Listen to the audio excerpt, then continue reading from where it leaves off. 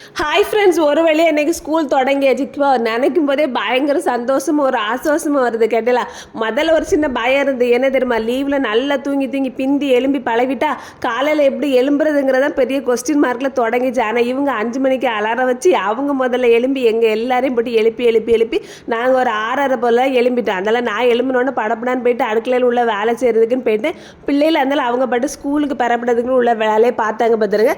பின்ன ஸ்டாரை பற்றி நம்ம கவலைப்படணும். அது இவங்க அப்பாவுக்கு பிரச்சனை, அவங்களே பார்த்துக்கிடுவாங்க. அவ்வளோ குளிப்பாட்டுறது, சாப்பாடு கொடுக்குறது, பரப்புறது, கொண்டு விடுறது எல்லாம் அவங்க வேலை. அதனால் அவ சைடு தான் திரும்பவே மாட்டேன் காலையில்.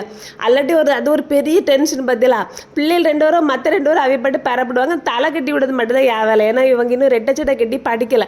அப்போ நான் எனக்கு தெரிஞ்ச மாதிரிலாம் அடி கட்டி விடுவேன். 1008 கம்ப்ளைண்ட் சொல்லுவாங்க, அங்கே சரியில்லை இங்கே சரியில்லைன்னு. அதை ஒரு 4-5 தடவை பிரித்து கட்டணும். சரின்னு சொல்லிட்டு கட்டி விடுறது தான். அதுக்கப்புறம் வட்டையில் சோறை வச்சு உள்ள இதெல்லாம் அனுப்பியாச்சு. இன்னைக்கு காலையில் என்னென்ன திரும்ப சாப்பாடு ஸ்கூலுக்குன்னு வச்சது சோறு, ரசம், முட்டை, உருளைக்கிழங்கு பொரிச்சது. வேற ஒன்றும் பெருசாக செய்யலை. இதே போதும்னு சொன்னாங்க. காலையில் சாப்பிட்றதுக்கும் அதே போதும்னு சொன்னனால நான் அப்படியே விட்டுட்டேன். பார்த்துருங்க.